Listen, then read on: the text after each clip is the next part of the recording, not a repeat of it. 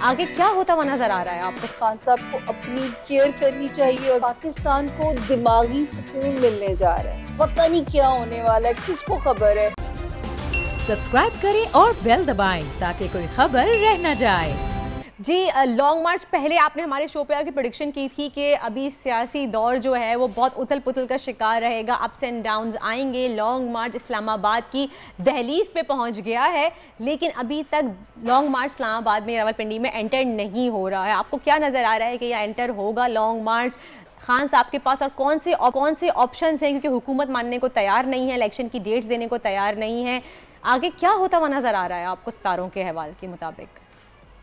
اچھا دیکھیں, سب سے پہلے تو آپ لوگوں کو پتہ ہے یہ غیب کا علم بالکل نہیں ہے, یہ ہماری پہلی لائن ہے. اس کو میں اندازوں کا علم کہتی ہوں, یعنی امکانات کا علم. جیسے جتنا گوگل میپ آپ کی رہنمائی کرتی ہے, یہ لائن بولنا اس لیے ضروری ہے کہ کل کو مجھے اکاؤنٹیبل نہ کیا جائے.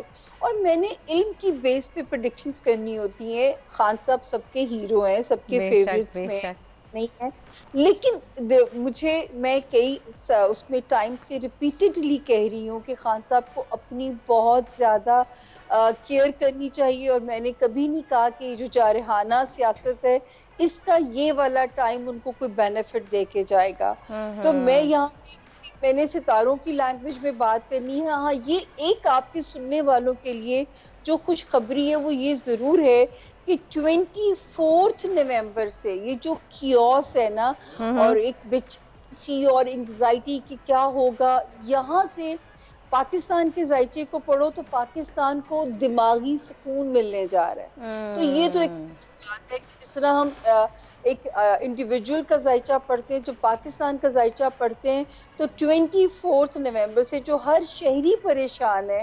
آج ابھی میں آپ ہی کے چینل پہ شیخ رشید صاحب کی ٹویٹس دیکھ رہی تھی کہ پتہ نہیں کیا ہونے والا ہے, کس کو خبر ہے.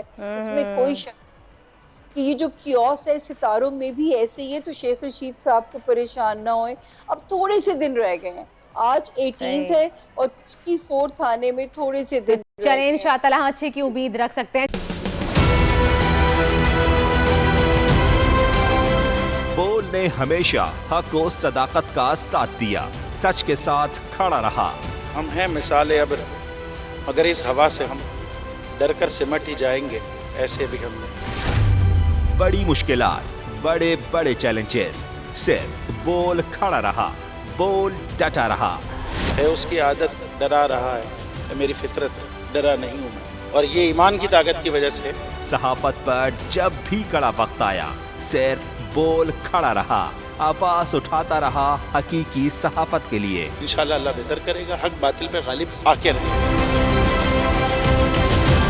بول کو ہے ضرورت عوام کے دعاؤں کی. مارچ ہوگا جے بار. آئی لو بول. بول کو ویلکم کہتا ہوں. آزادی مارچ کے لیے میں بول کو میں داد دینا چاہتا ہوں. بہت اچھی کوریج کی ہے, یہ مارچ کی تو زبردست کوریج ہے, بول کی پروگرام سب سے بیسٹ. اظہار آزادی کے لیے, پاکستان کے لیے, پاکستانی عوام کے لیے.